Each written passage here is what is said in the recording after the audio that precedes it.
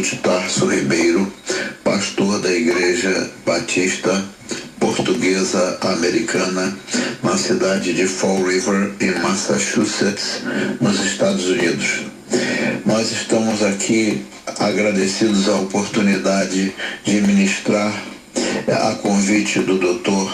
Francisco Tenório a respeito da importância do trabalho social da igreja.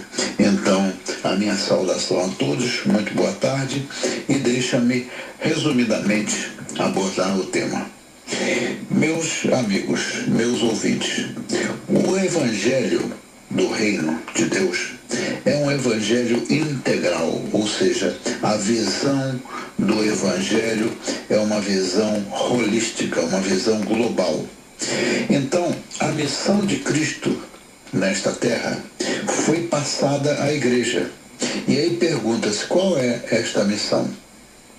A que veio Jesus Cristo ao mundo?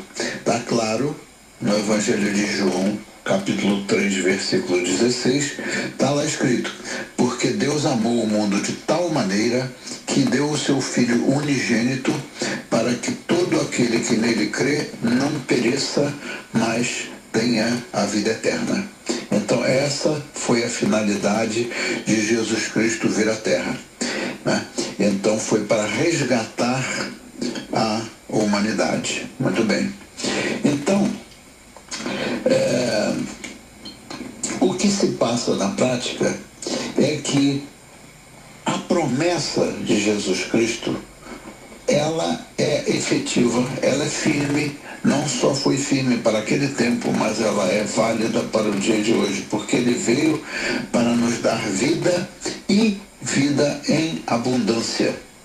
Vida e vida em abundância sob os aspectos não somente de ordem material da vida, mas principalmente a abundância na vida espiritual. E também a gente vê que Jesus Cristo, antes de voltar ao céu, ele deixou com os seus discípulos a grande comissão, né? E a grande comissão, encontrada no Evangelho de Mateus 28, versículos 18 ao 22, ela tem um escopo, ela tem um propósito mais amplo do que ensinar aquilo que é a palavra de poder do Evangelho. Tem o poder de ensinar, mas tem a finalidade de que nós coloquemos em prática aquilo que nos é ensinado.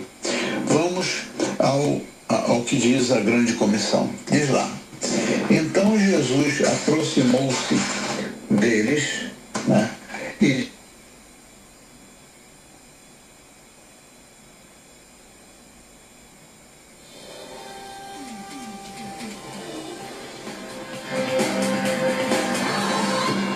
muito bem, estamos com a participação aqui do pastor, do reverendo Paulo de Tarso, e nós vamos à segunda parte.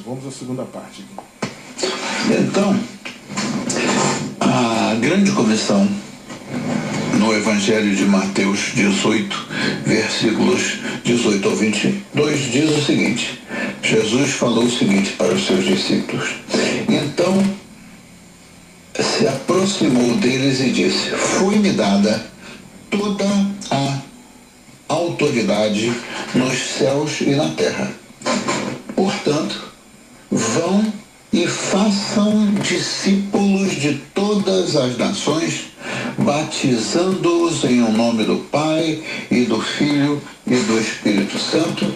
E mais o quê? Aqui que é a chave: ensinando-os a obedecer a tudo que eu ordenei a vocês. E eu estarei sempre convosco até o final dos tempos. Essa não é uma opção, isso é um comando. Então, fazer discípulos é o que Jesus mandou fazer. Ele não nos mandou fazer membros de igreja, mandou fazer discípulos seus. Então, aquele comando que foi dado aos apóstolos é plenamente válido e essencial para os nossos dias, porque até a volta de Cristo, o Senhor segue buscando a toda criatura para redimi-los e resgatá-los destes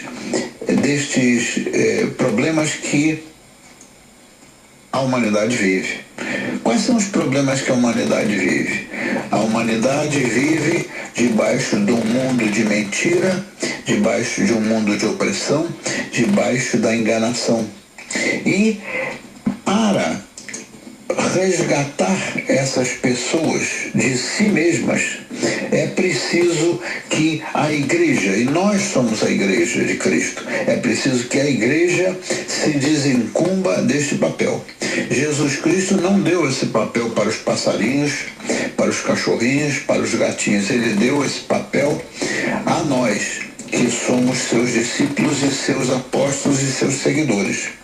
Então, fazer discípulo de Jesus é o nosso trabalho para a expansão do reino de Deus na terra. E o reino de Deus se conquista não é de outra maneira. É pela força, mas não pela força das armas, e sim pela força do poder do nosso Senhor. Então, como é que Jesus Cristo fez discípulos?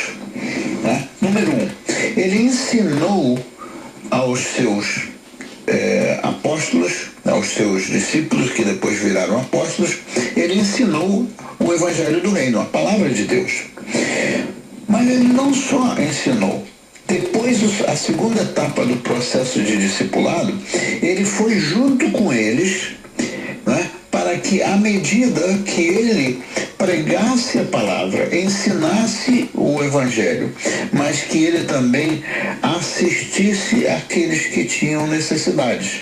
Então, ele ia de vila em vila, de lugar em lugar, alimentando os famintos, curando os enfermos, dando luz aos cegos. Enfim, ele pregava o Evangelho, ele orava pelas pessoas, mas também ele se sentava junto com quem? Se sentava junto com os pecadores para ministrar a eles. E sempre, em nenhuma oportunidade Jesus Cristo só serviu comida para o faminto, em nenhuma oportunidade ele só curou, mas ele estava sempre a pregar o Evangelho do Reino. Então, isso é essencial na visão holística do Evangelho. Isso é essencial. Então, ele se sentava com eles e ele ensinava e ele os assistia nas suas necessidades imediatas. Essa era a estratégia.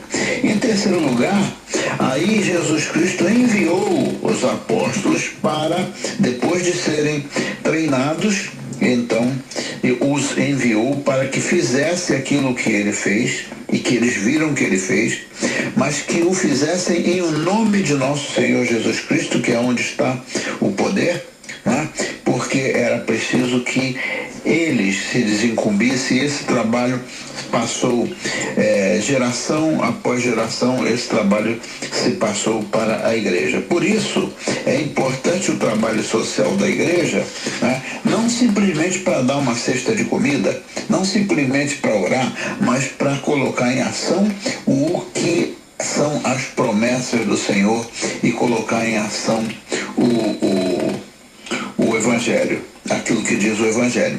E Jesus Cristo assegurou a eles: vocês farão o que eu faço e muito mais. Agora, fazer em o nome de Jesus.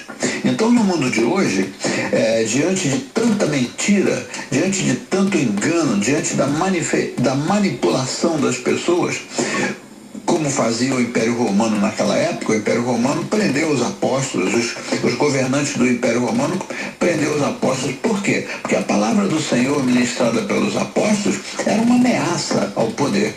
Então, o Império Romano não permitiu que eles pregassem o Evangelho, mas eles estavam presos, no dia seguinte eram soltos pelo poder do Espírito Santo e seguiam fazendo aquilo a que eles se comprometeram a fazer.